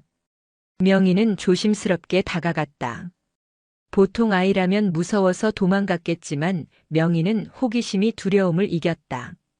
저렇게 예쁜 옷을 입고 왜 저렇게 무서운 가시를 달고 다니는지 궁금했다. 아줌마. 명인이 여인의 치맛자락을 살짝 잡아당겼다. 여인은 화들짝 놀라며 뒤로 물러섰다. 어머, 이게 뭐야? 웬 조그만 놈이 감히 내 옷을 잡아? 여인은 명인을 벌레 보듯 내려다보았다. 꼬질꼬질한 승복을 입은 코울릭의 동자승이 자신의 비단 치마를 만진 것이 불쾌한 모양이었다. 아줌마 몸에 가시가 너무 많아요. 안 따가우세요? 명희는 눈을 동그랗게 뜨고 물었다. 뭐? 가시? 이 녀석이 무슨 헛소리야. 저리 비켜. 여인은 명인을 밀치고 성큼성큼 대웅전 쪽으로 걸어갔다. 또각또각 구두 소리가 마치 싸움터로 나가는 장군의 발소리처럼 거칠었다. 명희는 엉덩방아를 찧었지만 울지 않았다. 그저 멀어지는 여인의 뒷모습을 보며 고개를 갸웃거렸다. 이상하다. 옷은 비단인데 마음은 가시덤불이네. 그날 저녁 공양간에서도 소란이 일어났다. 여인이 밥상이 초라하다며 숟가락을 집어 던진 것이다. 이 풀떼기만 먹고 어떻게 기도를 하라는 거야? 고기는 없어도 생선이라도 한 토막 구워와야 할 것 아니야. 절에서 생선을 찾다니 행패도 이런 행패가 없었다. 하지만 여인은 막무가내였다.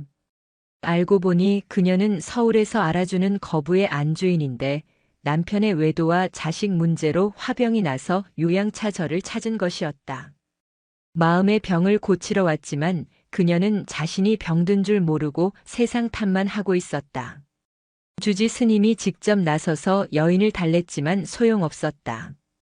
여인의 분노는 활화산처럼 타올랐다. 그녀의 주변에는 아무도 가까이 가려 하지 않았다. 오직 명인만이 식당 문 뒤에 숨어서 그녀를 지켜보고 있었다. 여인은 밥을 먹는 둥 마는 둥 하고 밖으로 나갔다. 해가 지고 어둠이 깔리자 산사의 밤은 깊어갔다. 여인은 대웅전 마당에 있는 탑 주위를 빙빙 돌기 시작했다. 탑돌이를 하는 것이었지만 그 걸음걸이에는 간절함보다는 원망과 도끼가 서려 있었다. 명희는 여인의 뒤를 졸졸 따라갔다. 저리 안 가? 왜 자꾸 따라다녀? 여인이 획 돌아보며 소리쳤다. 아줌마 불나서요. 불? 어디 불이 났다고 그래? 여인은 놀라서 주위를 두리번거렸다. 아니요. 아줌마 가슴에요. 가슴에 불이 활활 타고 있어요. 그래서 뜨거워서 잠도 못 자고 밥도 못 먹는 거잖아요. 명인의 말에 여인은 멈칫했다. 내 살배기 아이가 던진 말이라기엔 너무나 전곡을 찌르는 말이었다. 여인의 가슴은 실제로 숫덩이처럼 타들어가고 있었다. 남편에 대한 배신감, 엇나가는 아들에 대한 실망감, 돈은 많지만 텅 빈 것 같은 허무함이 그녀를 갉아먹고 있었다. 내가 뭘 안다고 떠들어? 조그만 꼬맹이가. 여인의 목소리가 조금 떨렸다. 저는 다 보여요. 아까 낮에도 아줌마 몸에 가시가 돋아 있었는데 지금은 가시가 더 커졌어요. 그 가시가 아줌마를 찌르고 있어요. 명희는 여인의 가슴 쪽을 가리켰다. 여인의 눈에 눈물이 핑 돌았다. 아무도 자신의 속마음을 알아주지 않았다. 사람들은 그녀의 돈만 보고 굽실거렸지 그녀가 얼마나 외롭고 비참한지는 관심조차 없었다. 그런데 이 낯선 산골의 동자승이 자신의 속을 훤히 들여다보고 있었다. 그래서 어쩌라고. 가시가 돋든 불이 나든 내가 무슨 상관이야. 여인은 짐짓 더 쌀쌀맞게 굴었다. 자신의 약한 모습을 보이기 싫은 자존심 때문이었다. 상관없어요. 그냥 아파 보여서요. 우리 스님이 그랬거든요. 아픈 건 손님이라고. 손님이 오면 잘 대접해서 보내야지 싸우면 안 된다고 했어요. 손님? 네. 아줌마 화난 거 그거 손님이에요. 아줌마 주인이 아니에요. 근데 아줌마는 지금 손님 멱살을 잡고 싸우고 있어요. 그러니까 아프죠. 명희는 법운 스님에게 들었던 이야기를 그대로 전했다. 물론 그 깊은 뜻을 다 이해한 것은 아니었지만 명인의 순수한 목소리는 여인의 딱딱한 껍질을 톡 하고 건드렸다. 여인은 탑 옆에 있는 벤치에 힘없이 주저앉았다. 다리가 풀린 것 같았다. 그래. 아프다. 너무 아파서 죽고 싶다. 내가 전생에 무슨 죄를 지어서 이런 꼴을 당하는지 모르겠다. 여인은 손수건으로 얼굴을 감싸고 흐느끼기 시작했다. 붉고 날카롭던 그녀의 기운이 조금씩 흐물흐물해지며 짙은 보라색 슬픔으로 변해가는 것을 명희는 보았다. 명희는 주머니를 뒤적거렸다. 그리고 작은 조약돌 하나를 꺼냈다. 낮에 개울가에서 주운 예쁜 돌이었다. 이거 가지세요. 명인이 돌을 내밀었다. 이게 뭐니? 그냥 돌인데요. 차가워요. 이거 가슴에 대고 있으면 불이 좀 꺼질지도 몰라요. 제가 스님 아플 때 뜨거운 돌 주니까 좋아하셨거든요. 아줌마는 뜨거우니까 차가운 돌이 필요할 것 같아서요. 여인은 멍하니 명인의 손바닥 위에 놓인 하찮은 돌멩이를 바라보았다. 수백만 원짜리 보석 반지를 낀 자신의 손과는 비교도 안 되는 초라한 돌멩이였다. 하지만 그 순간 그 어떤 다이아몬드보다 그 돌이 더 빛나 보였다. 여인은 떨리는 손으로 돌을 받아쥐었다. 차가운 감촉이 손바닥을 타고 전해졌다. 신기하게도 그 냉기가 가슴속의 화기를 아주 조금은 식혀주는 것 같았다. 너, 이름이 뭐니? 명인입니다. 명인이. 밝고 어진 사람이라는 뜻이구나. 여인은 씁쓸한 미소를 지었다. 화장으로 떡칠된 얼굴이 눈물에 번져 엉망이었지만 명인의 눈에는 지금의 얼굴이 아까 낮의 표독스러운 얼굴보다 훨씬 예뻐 보였다. 아줌마, 이제 가시가 좀 들어갔어요. 그래? 다행이네. 여인은 한숨을 길게 내쉬었다. 명인아, 너는 여기서 사니? 엄마 아빠는 안 보고 싶니? 저는 엄마 아빠 몰라요. 절이 집이고 스님들이 아빠예요. 저런. 쯧쯧. 불쌍하기도 하지. 여인은 혀를 찼지만 명인은 고개를 저었다. 안 불쌍해요. 저는 행복해요. 밥도 맛있고 산도 예쁘고 이렇게 예쁜 돌도 주울 수 있잖아요. 아줌마는 돈도 많고 옷도 예쁜데 왜 안 행복해요? 명인의 천진한 질문에 여인은 말문이 막혔다. 전곡을 찔려도 너무 아프게 찔렸다. 부모 없는 고아는 행복하다는데 남부러울 것 없는 자신은 지옥을 살고 있었다. 그러게. 왜 그럴까? 내가 욕심이 너무 많아서 그런가 보다. 여인은 자조적으로 중얼거렸다. 밤바람이 불어와 탑의 풍경을 흔들었다. 댕그랑 댕그랑.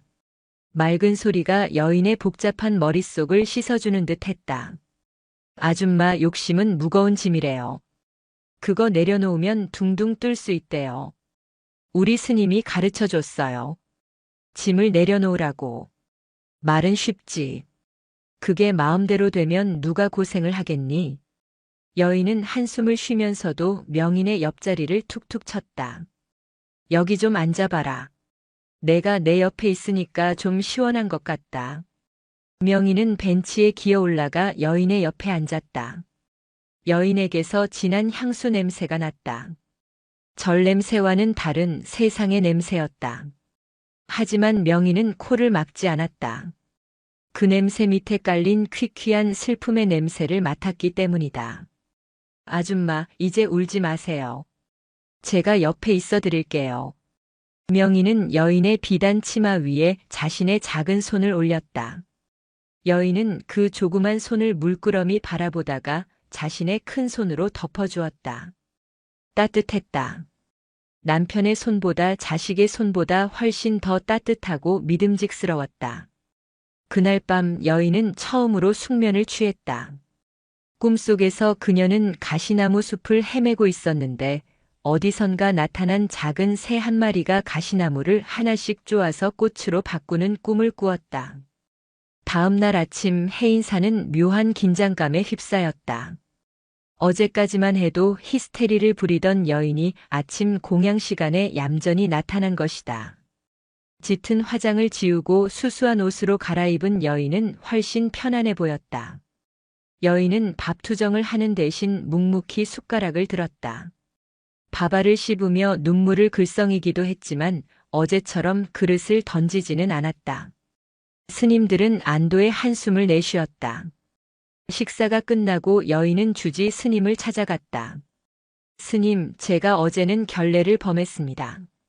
마음이 지옥이라 부처님 앞에서도 추태를 부렸습니다.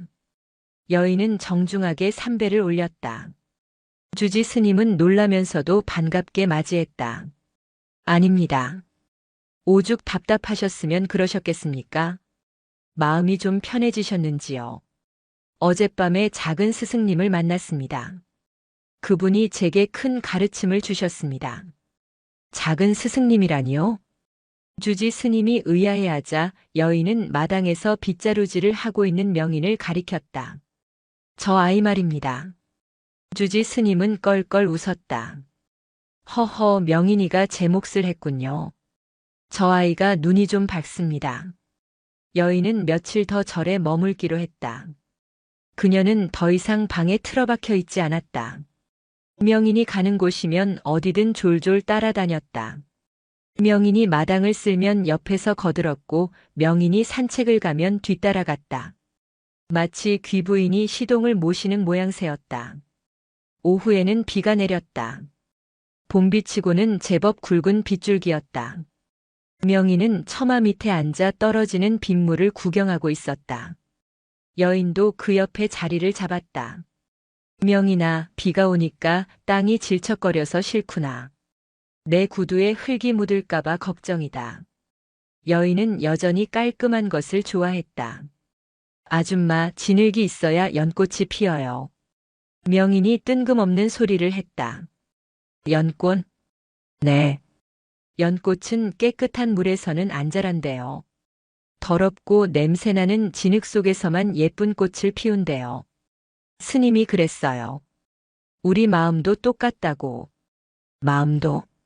네. 아줌마 마음이 지금 진흙탕 같잖아요. 막 화나고 슬프고 엉망진창이잖아요. 그러니까 거기서 엄청 큰 연꽃이 필 수 있대요. 맑은 물만 있으면 꽃이 못 핀대요. 여인은 멍하니 비 내리는 마당을 응시했다. 진흙탕이 된 마당. 질척거리고 지저분해 보이지만 그 밑에서는 봄의 생명들이 꿈틀거리고 있었다. 자신의 인생이 엉망진창이라고 생각했다. 남편의 외도로 가정은 파탄났고 자신의 자존심은 흙탕물에 처박혔다. 그런데 그것이 꽃을 피우기 위한 걸음이라니. 고통이 걸음이 된다는 말이구나. 여인은 중얼거렸다. 명인은 고개를 끄덕였다. 법은 스님도 그랬어요. 몸이 많이 아파서 마음의 꽃이 더 환하게 핀 거라고요. 아줌마도 지금 많이 아프니까 나중에 아주 예쁜 꽃이 될 거예요. 여인은 명인을 와락 껴안았다. 향수 냄새와 비 냄새, 그리고 아이의 살냄새가 뒤섞였다. 고맙다. 정말 고맙다. 서울의 유명한 박사님들도 못 고친 내 병을 내가 고쳐주는구나. 여인은 한참을 울었다. 하지만 이번 눈물은 어제와 달랐다. 억울해서 흘리는 눈물이 아니라 묵은 때를 씻어내는 정화의 눈물이었다. 명인의 눈에 여인의 몸을 감싸고 있던 검은 찌꺼기들이 빗물에 씻겨 내려가는 것이 보였다. 그리고 그 자리에 은은한 분홍빛 기운이 감돌기 시작했다. 며칠 뒤 여인은 떠날 채비를 했다. 올 때와 달리 그녀의 표정은 한결 가벼워 보였다. 그녀는 주지 스님에게 거액의 시주금을 내놓았다. 이 돈으로 절의 낡은 기와를 좀 바꾸고 공양간 식구들 맛있는 것 좀 해주십시오. 그리고 여인은 봉투 하나를 따로 꺼냈다. 이건 우리 명인이 옷 좀 사입히고 나중에 학교 갈 때 쓰라고 주는 겁니다. 제 마음입니다. 주지 스님은 정중히 거절하려 했으나 여인의 고집을 꺾을 수 없었다. 떠나기 전 여인은 명인을 찾았다. 명인은 뒤뜰 텃밭에서 상추를 뜯고 있었다. 명인아, 아줌마 간다. 안녕히 가세요. 또 오세요. 명인은 흙 묻은 손을 흔들었다. 여인은 다가와서 명인의 손을 잡으려다가 멈칫했다. 자신의 깨끗한 손에 흙이 묻을까 봐서가 아니었다. 흙 묻은 명인의 손이 자신의 손보다 더 깨끗해 보였기 때문이었다. 여인은 무릎을 꿇고 명인과 눈높이를 맞췄다. 명인아, 내가 준 돌멩이, 내가 평생 간직할게. 그리고 내 마음에 또 불이 나려고 하면 내 말을 생각할게. 진흙 속에서 연꽃이 핀다는 말. 네. 아줌마 가슴에 예쁜 연꽃 피우세요. 여인은 명인의 볼에 뽀뽀를 하고 차에 올랐다. 검은 승용차는 다시 흙먼지를 일으키며 산 아래로 내려갔다. 하지만 올 때의 그 흉흉한 기운은 사라지고 없었다. 차가 사라진 뒤 명인은 다시 상추를 뜯었다. 휴, 아줌마 이제 괜찮겠지? 명인은 혼잣말을 했다. 그때 옆에서 누군가 툭 쳤다. 행자승 형님이었다. 야, 명인아. 저 아줌마가 너한테 엄청 비싼 과자 주고 갔다. 빨리 와서 먹어. 진짜요? 엿보다 맛있어요? 엿이 문제냐? 서울에서 온 초콜릿이야, 초콜릿. 명인의 눈이 반짝였다. 깨달음도 좋고 중생 구제도 좋지만 역시 4살 아이에게는 달콤한 간식이 최고였다. 명인은 흙 묻은 손을 옷에 대충 슥슥 문지르고 행자승을 따라 달려갔다. 그날 밤 명인은 법운 스님의 신발을 닦으며 하루를 마무리했다. 스님, 오늘 제가 서울 아줌마 도와줬어요. 잘했죠? 근데 서울 사람들은 참 이상해요. 좋은 차 타고 다니면서 왜 마음은 걸어 다녀요? 마음도 차 태우면 편할 텐데. 명인은 곰곰이 생각에 잠겼다. 마음을 태우는 차. 그것은 아마도 내려놓음이라는 바퀴와 잡이라는 엔진을 달고 있을 것이다. 법운 스님이 타셨던 황금빛 배처럼 말이다. 봄밤은 깊어가고 명인의 마음속 키도 한 뼘 더 자랐다. 세상의 고통을 외면하지 않고 있는 그대로 바라보며 위로할 줄 아는 작은 수행자의 모습이 달빛 아래 그림자로 길게 드리워졌다. 가야산의 여름은 뜨거웠다. 매미들의 울음소리가 마치 소나기처럼 쏟아져 내려 산사를 가득 채웠다. 숲은 짙은 초록으로 우거졌고 계곡물은 바위를 때리며 시원하게 흘러내렸지만 사람들의 이마에 맺힌 땀방울을 모두 식혀주지는 못했다. 법운 스님이 떠나신 지도 반년이 지났다. 명인은 이제 제법 의젓한 태가 났다. 마당을 쓰는 솜씨도 늘었고 예불 시간에 조는 일도 줄어들었다. 무엇보다 명인의 눈은 더욱 깊어졌다. 어느 무더운 날 해인사 일주문 안으로 기이한 손님이 찾아왔다. 밥 좀 주시오.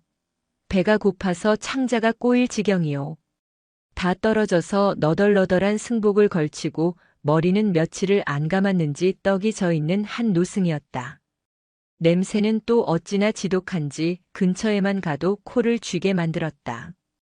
겉모습만 보면 영락없는 거지였으나 목에 걸린 굵은 염주만이 그가 승려임을 짐작게 했다. 이를 만행 여기저기 떠돌며 수행함 스님이라 불렀다. 공양주 보살님이 난색을 보이며 코를 막았다. 아이고 스님. 공양간에 들어오시지 말고 저기 마루에 앉아 계세요. 제가 밥상을 받아드릴게요. 다른 스님들도 눈살을 찌푸리며 피했다. 그들의 눈에는 만행 스님의 더러운 행색과 악취만이 보였기 때문이었다. 사람들의 마음속에서 더럽다, 싫다라고 하는 짙은 회색빛 거부감이 피어올라 만행 스님을 밀어내고 있었다. 하지만 명희는 달랐다. 명희는 빗자루를 내려놓고 만행 스님 앞으로 다가갔다.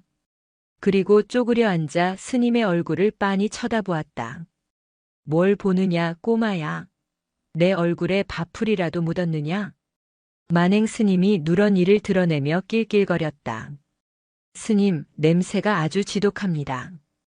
똥 냄새가 납니다. 명인의 솔직한 말에 주변 스님들이 기겁했다. 그러나 만행 스님은 화를 내기는커녕 박장대소를 했다. 크하, 내 코가 아주 밝구나. 오는 길에 똥밭에 굴렀더니 냄새가 좀 배었지. 그런데 꼬마야, 냄새는 나는데 왜 코를 안 막느냐? 냄새는 나는데 스님 가슴속은 깨끗하니까요. 명인의 눈에 비친 만행 스님의 모습은 충격적이었다.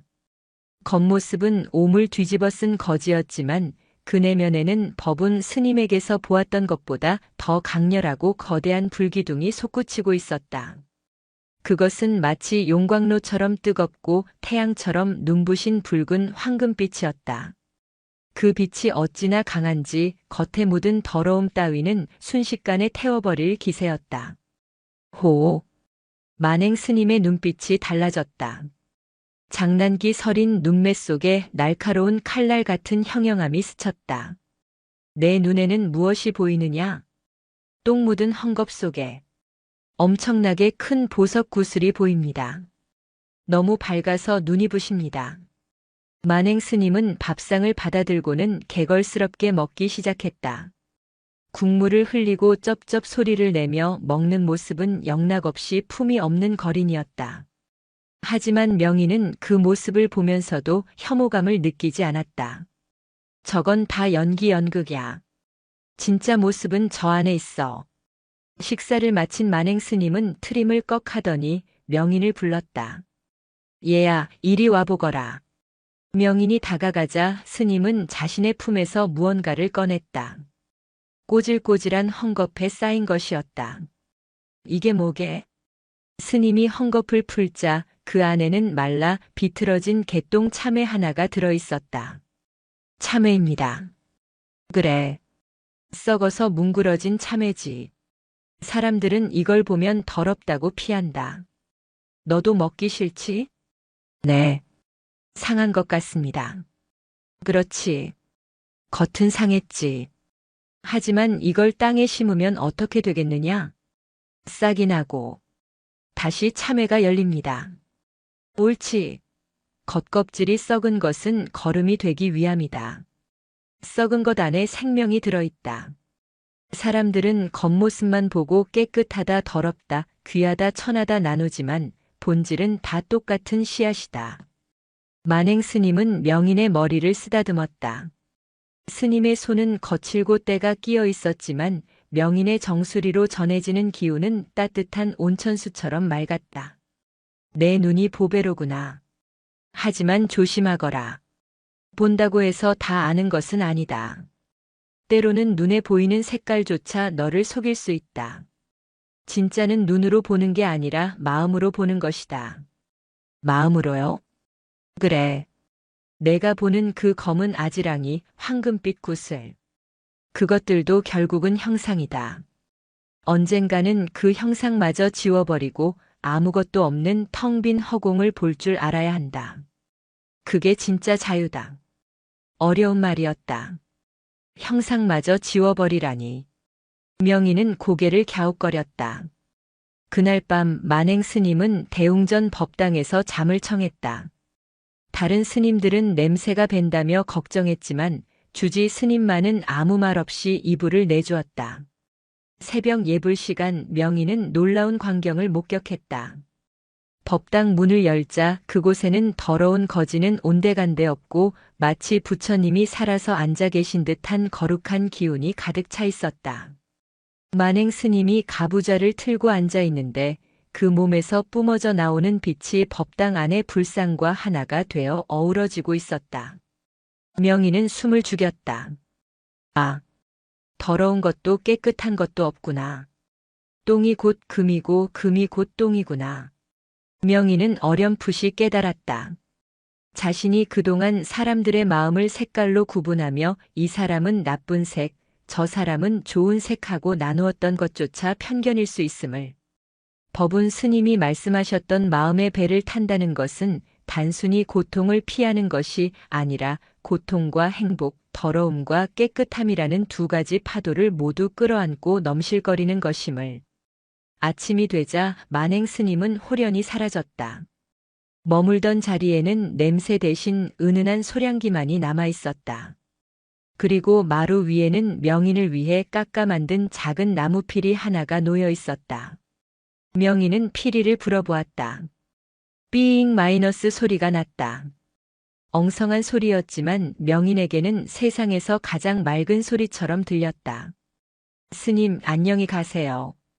똥냄새 나는 부처님. 명인은 만행 스님이 사라진 산길을 향해 합장했다. 여름의 뜨거운 열기가 한풀 꺾이고 어디선가 서늘한 바람이 불어왔다. 명인의 가슴 속에 있던 작은 구분짓기의 벽 하나가 와르르 무너져 내렸다. 계절은 다시 돌고 돌아 가야산에 또다시 첫눈이 내리는 겨울이 찾아왔다. 1년 전 법운 스님이 떠나시던 그날처럼 온 세상이 하얗게 뒤덮였다. 오늘은 법운 스님의 일주기 기일이었다. 해인사 대적 광전에는 스님의 영정이 모셔져 있었다. 사진 속의 스님은 여전히 아이 같은 미소를 짓고 계셨다. 명희는 이제 5살이 되었다. 키도 한 뼘이나 더 자랐고 승복 소매도 짧아져 손목이 훤히 드러났다. 많은 사람이 모였다. 주지 스님을 비롯한 대중 스님들, 그리고 명인이 도와주었던 서울의 보살님도 찾아왔다. 사람들은 향을 피우고 절을 올렸다. 명인은 맨 앞줄에 앉아 스님의 영정을 바라보았다. 1년 전만 해도 슬퍼서 엉엉 울거나 눈에 보이는 검은 기운 때문에 무서워했었다. 하지만 지금 명인의 눈은 호수처럼 잔잔했다. 제사가 진행되는 동안 명인은 사람들의 마음을 둘러보았다. 주지 스님의 마음에는 그리움의 연한 보라색 안개가, 서울 보살님의 마음에는 감사의 분홍빛 구름이, 어떤 행자 스님의 마음에는 졸음을 참는 뿌연 회색 연기가 피어오르고 있었다. 예전 같으면 명인은 그 색깔들에 하나하나 반응했을 것이다. 슬픈 색을 보면 같이 슬퍼하고 아픈 색을 보면 안타까워 발을 동동 구르며 어쩌지 못했을 것이다. 하지만 지금은 달랐다. 명인은 그 모든 색깔을 그저 풍경으로 바라보고 있었다. 봄에 꽃이 피고 가을에 낙엽이 지듯 사람들의 마음속에서 일어나는 감정들도 자연스러운 자연의 변화임을 알게 된 것이다. 슬픔도 손님, 기쁨도 손님. 왔다가 가는구나. 명인은 눈을 감았다. 그리고 마음속으로 법운 스님을 불렀다. 스님 잘 지내시지요? 저 이제는 도깨비가 무섭지 않아요. 그리고 황금빛 배도 필요 없어요. 명인의 내면에서 법운 스님의 목소리가 들리는 듯 했다. 허허, 배가 필요 없다니? 수영이라도 배웠느냐? 아니요. 강물이랑 배랑 원래 하나라는 걸 알았거든요. 내가 곧 강물이고 강물이 곧 나인데 굳이 배를 타고 도망갈 필요가 없잖아요.